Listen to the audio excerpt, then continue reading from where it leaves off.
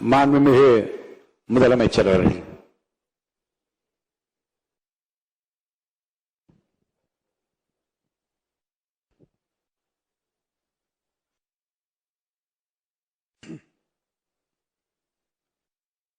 மாண்புமிகு பேரவைத் தலைவர் அவர்களே,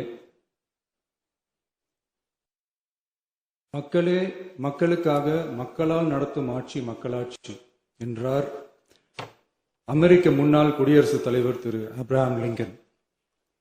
இன்றைக்கு அமைந்துள்ள மக்களாட்சி மலர்வதற்கு மக்களிடம் உள்ள பெரும் எதிர்பார்ப்பு, அவர்களுடைய எதிர்பார்ப்புகளை இப்பேரவையின் கவனத்திற்கு கொண்டு வந்து அதனை செயல்படுத்துவதற்கான திட்டங்களை, சட்டங்களை அமல்படுத்த வேண்டிய பொறுப்பு இப்பேரவைக்கு உள்ளது. அதிகமான மக்கள் அதிக நன்மைகளை இந்த ஆட்சி காலத்தில் நன்மை பெற்றுள்ளார்கள் என்கிற வகையில் நம்முடைய செயல்பாடுகள் அமைய வேண்டும். இங்கே அனைவரும் சமம்.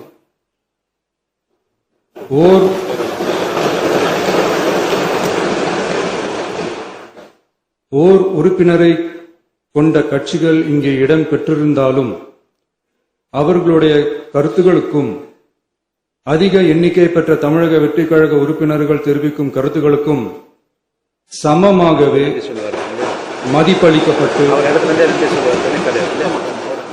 நல்லவை ஏற்கப்பட்டு அல்லவை நிராகரிக்கப்பட்டு ஜனநாயகத்தின் இதயமாகவும் மூளையாகவும் இப்பேரவை செயல்பட வேண்டும். அதற்குரிய வகையில் பெருமை வாய்ந்த வரலாற்று சிறப்பு கொண்ட இப்பேரவையை நடத்தி செல்லும் பண்பை பெற்றுள்ளவரையே தமிழக வெற்றி கழகம் முன்மொழிந்து தாங்கள் இன்றைக்கு இந்த ஆசனத்தில் அமர்ந்துள்ளீர்கள். மாண்புமிகு பேரவைத் தலைவர் அவர்களே, தாங்கள் பேரவைத் தலைவராக ஒருமனதாக தேர்ந்தெடுக்கப்பட்டுள்ளீர்கள். தங்களை இந்த ஆசனத்தில் மாண்புமிகு பேரவை முன்னவரும் எதிர்க்கட்சி தலைவரும் தங்களுடைய கரங்களை பிடித்து அழைத்து சென்று அமர வைத்தார்கள். இந்த சம்பிரதாயம் எப்படி வந்தது என்று சொன்னால் சுவாரஸ்யமாக இருக்கும். பெரிய வரலாறு சம்பவத்தில் உள்ளது. இங்கிலாந்து நாட்டில் உள்ள பாராளுமன்ற நடைமுறைகளை போன்றதே நம்முடைய பாராளுமன்ற நடைமுறைகளும். மன்னராட்சி இருந்த காலத்திலேயே அங்க பாராளுமன்றம் இயங்கியுள்ளது. அக்காலத்தில் அனைத்து அதிகாரங்களையும் பெற்ற மன்னரும் இருந்தார், பாராளுமன்றமும் இயங்கியது. அங்கே மன்னர் ஒரு பணியை செய்ய வேண்டும் என்று விரும்புவார், பாராளுமன்றம் அவருடைய விருப்பத்தை பெரும்பாலும் நிராகரிக்கும். மன்னர் விரும்பிய காரியத்தை பாராளுமன்றம் நிராகரித்து விட்டது என்கிற செய்தியை மன்னருக்கு சொல்ல வேண்டியவர் பாராளுமன்ற தலைவர், ஸ்பீக்கர் என்பார்கள். பாராளுமன்றத்தின் கருத்தை மன்னரிடம் சொல்ல வேண்டியவர் ஸ்பீக்கர். அதற்கு துணிவு வேண்டும்.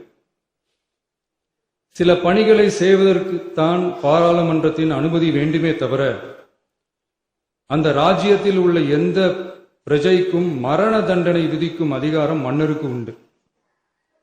தான் விரும்பியதை பாராளுமன்றம் நிராகரித்து விட்டது என்று சொல்லும் ஸ்பீக்கருக்கு மரண தண்டனை விதிக்கும்படி ஆணையிடுவார். தலையை வெட்டி விடுங்கள் என்று ஆணையிடுவார்கள். இது பலமுறை நடந்ததால் யாருமே இந்த ஸ்பீக்கர் பதவிக்கு வர விரும்ப மாட்டார்கள். எனவே புதிதாக பாராளுமன்றம் அமையும் போது ஸ்பீக்கர் பதவிக்கு ஒருவர் அறிவிக்கப்பட்டவுடன் இம்மரபு தொடர்கிறது. நிச்சயமாக தமிழக வெற்றி கழக உறுப்பினர்கள் அனைவருமே உங்களுக்கு உதவிகரமாகவே இருப்பார்கள் என்கிற வாக்குறுதியை இந்நேரத்தில் அளிக்க விரும்புகிறேன். பேரவையின் மாண்பையும் கண்ணியத்தையும் பேரவை உறுப்பினர்களின் கண்ணியத்தையும் காக்க வேண்டிய பொறுப்பை உங்களிடத்தில் ஒப்படைத்திருக்கிறார்கள். தற்காலிக பேரவைத் தலைவர் பொறுப்பில் மிக சிறப்பாக பணியாற்றிய நம்முடைய உறுப்பினர் திரு மூவி கருப்பையா அவர்களை சந்திக்க நேற்றுக்கு சென்றிருந்தேன். அங்கே முந்தைய பேரவைத் தலைவர்கள் படங்களை கண்ணுற்ற போது, அவர்களை பற்றி அறிந்தபோது உண்மையிலே எனக்கு பெருமிதம் தந்தது. ஏனென்றால் எடுத்துக்காட்டாக விளங்கும் திரு ஜே சிவ சண்முகம் பிள்ளை, டாக்டர் யு கிருஷ்ணராவ், திரு எஸ் செல்லப்பாண்டியன் அவர்களுடைய வரிசையில் மிக சரியான ஒருவரையே நாம் முன்மொழிந்துள்ளோம் என பெருமை அடைந்தேன். அதே போன்றுதான் நம்முடைய பேரவை துணைத் தலைவர் அவர்களும், நீங்கள் இருவருமே மிக சாதாரண குடும்பத்தில் பிறந்து மக்கள் பணியாற்ற வேண்டும் என்கிற அவாவில் செயல்பட்டு வந்தவர்கள்.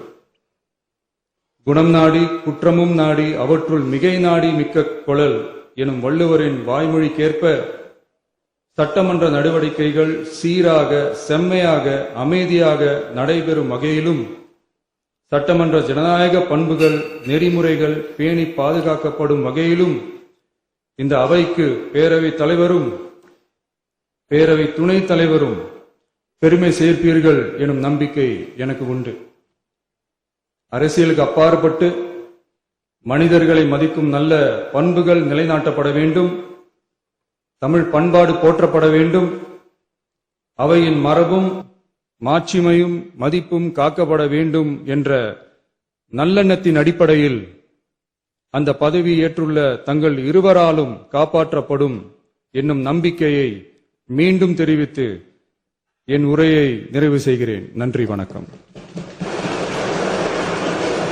மாண்புமிகு பேரவை துணைத் தலைவர் அவர்கள் நன்றி உரை